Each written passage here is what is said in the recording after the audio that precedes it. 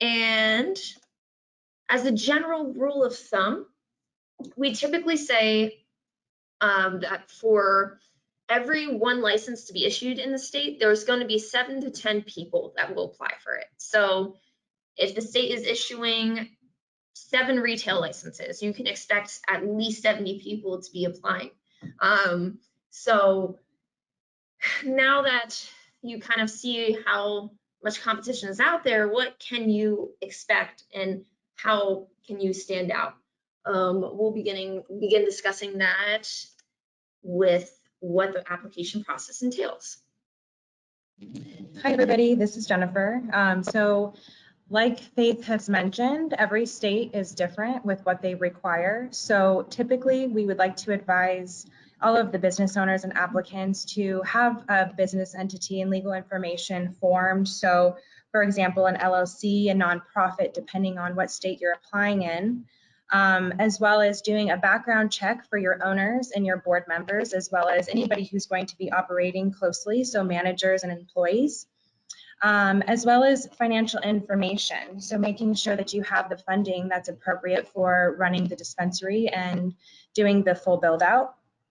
And then various business and operating plans. So that may be security and staffing plans, as well as anything that's such as operating or education plans. And then of course, a proposed facility location.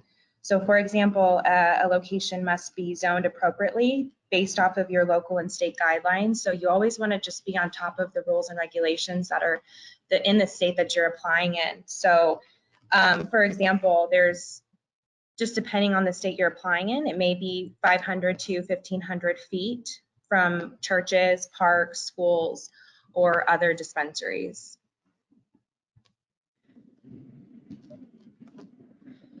In Illinois, this is a great example of everything that they require for their application. And like I said previously, not every state is going to require this information, but I always advise that this information is prepared just to be compliant and operate successfully, because you know, you're going to need some of this stuff whether the state is going to ask for it or not. And in addition to all of this, you're going to want to continue to raise capital for sustainable growth, because you never know what kind of obstacles you're going to run into in the cannabis industry. And then additionally, you want to continue to build your internal and external team. So just making sure that you have people that are reliable and invested to be successful. So that may be other consultants, strategic partners, vendors, legal counsel. And in addition to that, you know, just making sure that you have investors and people with industry expertise and guidance.